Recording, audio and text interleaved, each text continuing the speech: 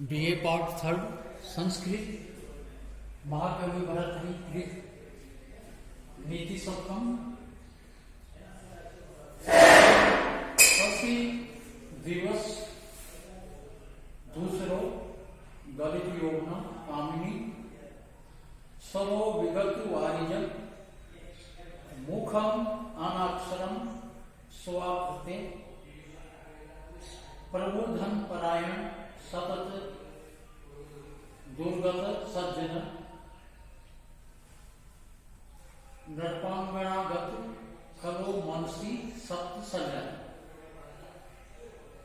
प्रस्तुत पद्य महाकवि भरतरी विरचित नीति सप्तम से लिया गया है।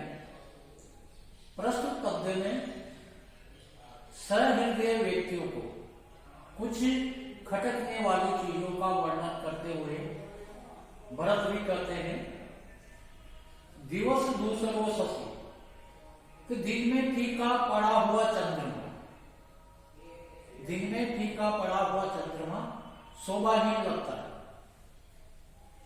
गलित यौवना कामिनी, यौवन के ढल जाने से स्त्री की शोभा नहीं होती। विगत वारिजन सर, कमल से रहित सरोवर, सोवा आकृति अनक्षरम मुख, सुंदर आकृति वाले मनुष्य का सुंदर मुख, धन परायण प्रभु और धन का लोभी लालची राजन, सतत दुर्गत सज्जन, हमेशा विपत्ति ग्रस्त सज्जन व्यक्ति, नरपांगणागत खलल और राजसभा में पहुंचा दुष्ट व्यक्ति, मैं मन से सप्त सल्यानी सकती कि ये मेरे मन के 7 कांटे हैं। अर्थात ये कवि की पीड़ा है। प्रस्तुत पद्य में कवि का तात्पर्य है कि दिवस दूसरे शशि, दिन में फीका पड़ा हुआ चंद्रमा सहृदय व्यक्तियों को आनंदित नहीं करता। चंद्रमा रात में ही उसकी शोभा होती है, वही व्यक्तियों को अच्छा लगता है।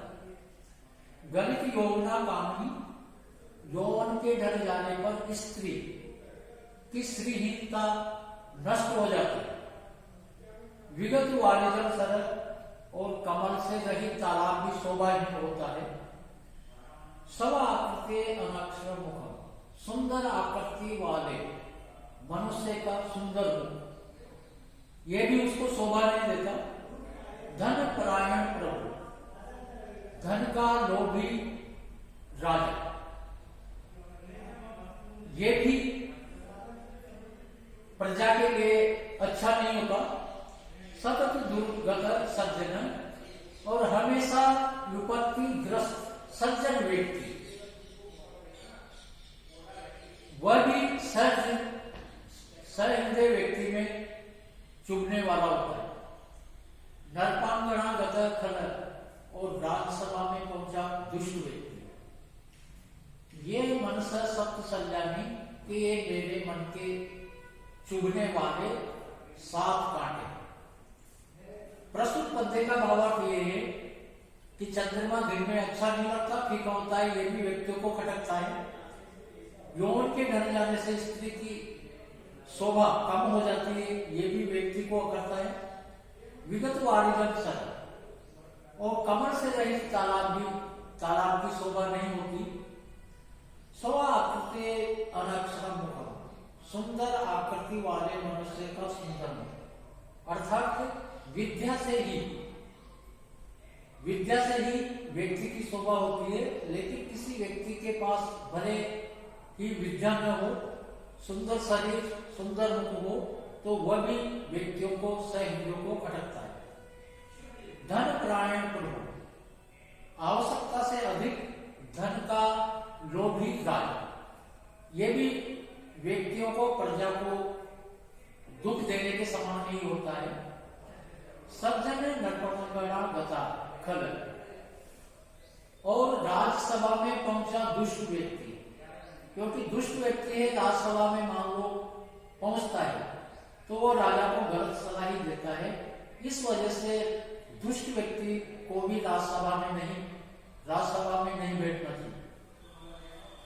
ये मैं मनसा सप्त सल्यानी संति कि ये जो उपयुक्त बताए गए हैं, जैसे कांटा लग जाने से कष्ट होता है, व्यक्ति को चुभता है, उसी प्रकार से सहृदय व्यक्तियों को जो ऊपर बताए गए हैं वो बातें खटकने लगती। प्रस्तुत पद्य में पृथ्वी छंद,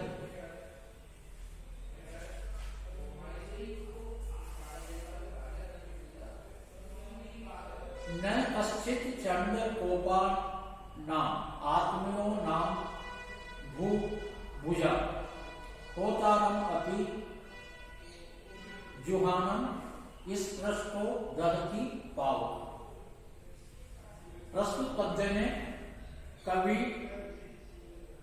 क्रोधी राजा के स्वभाव का वर्णन करता हुआ कहता है कि चंड कोपानाम भूभुजा कश्चित् आत्मे नाम न भवति जुहानम अपि होतारम इस पृष्ठ पावक दधति। चंड कोपानाम भूभुजा, प्रचंड क्रोध वाले राजा का कश्चित् कोई भी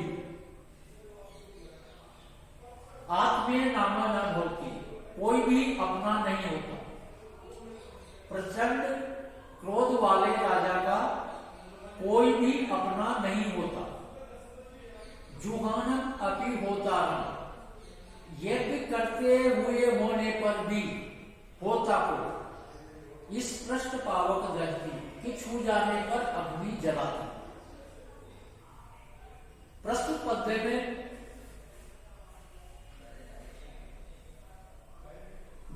महाकवि भरतरी जी कहते हैं कि प्रचंड क्रोध वाले राजा का अपना कोई भी हितैषी नहीं होता।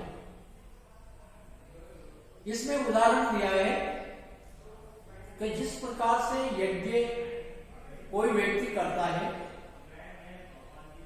और यज्ञ करने वाले को भूलवश या गलती से अग्नि छू जाती है तो उससे यज्ञ करने वाला जलता ही है, जबकि यज्ञ करने वाला यज्ञ में आहुति दे रहा है, घी डाल रहा है, लेकिन अग्नि उसको जलाती थी। उसी के उदाहरण से यहाँ पर कवि क्रोधी राजा के स्वभाव का वर्णन करते हुए कहता है कि प्रचंड क्रोध रखने वाले राजा का कोई भी आत्मजन नहीं होता, उसका कोई भी अपना नहीं होता कि यज्ञ करते हुए होने पर भी होता को छू जाने पर अग्नि जला देती है। जिस प्रकार से अग्नि होता को जला देती है, उसी प्रकार से राजा किसी भी व्यक्ति को जो उसका हितैषी भी हो तो वह उसको दंडित करते हुए कोई कसर नहीं छोड़ता। इसीलिए कवि का कहने का उद्देश्य है कि ऐसे प्रचंड क्रोध वाले राजा से दूर ही रहना चाहिए। प्रस्तुत पद्य में अनुष्टुप शब्द है।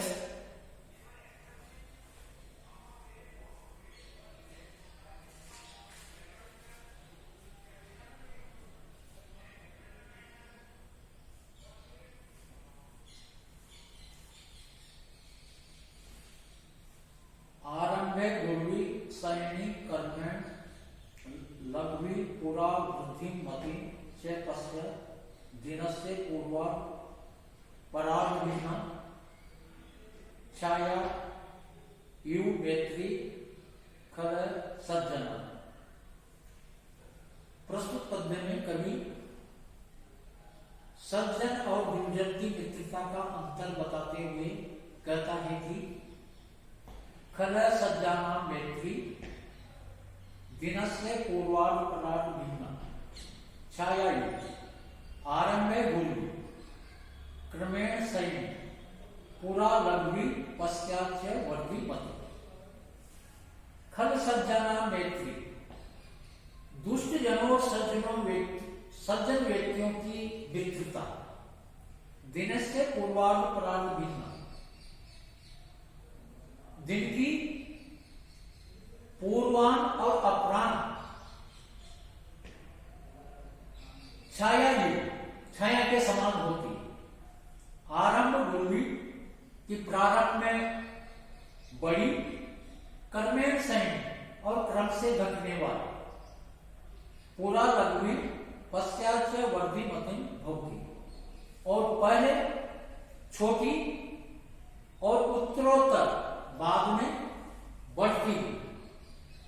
प्रस्तुत पद्य में दुष्ट व्यक्ति और सज्जन व्यक्तियों की मित्रता के अंतर को बताते हुए कहता है कि दुष्ट व्यक्ति की जो मित्रता होती है वह दिन के प्रातःकालीन छाया के समान होती है। दिन के प्रातःकालीन छाया आरंभ में बड़ी होती है, लेकिन वह बाद में घटती। उसी प्रकार से दुष्ट व्यक्तियों की मित्रता किसी से जल्दबाजी में हो जाती है, और पहले तो उनकी मित्रता अच्छी होती है, लेकिन वह धीरे धीरे करके बाद में कम हो जाती है। लेकिन सज्जन व्यक्तियों की जो मित्रता होती है वह दिन की अपराह्नकालीन छाया के समान होती है। अपराह्नकालीन छाया की विशेषता होती है कि पहले छोटी और बाद में उत्तरोत्तर बड़ी होती जाती है। उसी प्रकार से सज्जन व्यक्तियों के साथ जो मित्रता होती है पहले कम होती है, लेकिन धीरे धीरे उनके स्वभाव से वही मित्रता प्रगाढ़ होती जाती है। प्रस्तुत पद्य में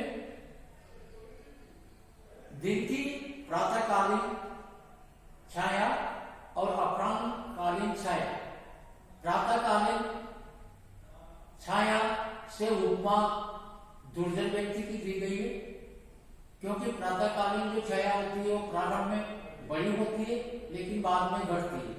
उसी प्रकार से दुष्ट व्यक्तियों की मित्रता पहले अधिक होती है, लेकिन बाद में वह कम या नष्ट हो जाती है। और जब सज्जन व्यक्तियों की जो मित्रता है वह दिन के अपराह्नकालीन छाया के समान होती है। अपराह्नकालीन छाया की विशेषता है कि वह पहले छोटी होती है और बाद में बढ़ती रहती है। उसी प्रकार से जो सज्जन व्यक्तियों की मित्रता होती है वो पहले कम होती है, लेकिन धीरे धीरे करके वह उत्तरोत्तर प्रगाढ़ होती जाती है। प्रस्तुत पद्य में उपजाति छंद है। छाया एव पद में उपमा अलंकार।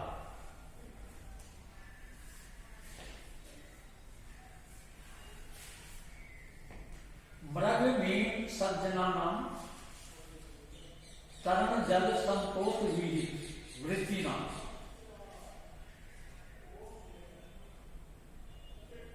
लुब्धक धीवर विष्णु निष्कारण एवं वेदनो जगत। प्रस्तुत पद्य में कवि भरतरी दुष्ट व्यक्ति होता है वह अकारण ही लोगों से भेद रखता है। उसी को बताते हुए कवि कहता है कि तृण जल संतोष विहित वर्तीना, कि घास से जल से और संतोष मात्र से अपने जीवन निर्वाह करने वाले मृग मीन सज्जना, हिरण, मछली और सज्जन। लुप्त का धीवर कृष्ण, व्याध, मछुआरा और दुष्ट व्यक्ति निष्कारण एवं जगती वेद के अकारण ही उनसे वेद रखते हैं।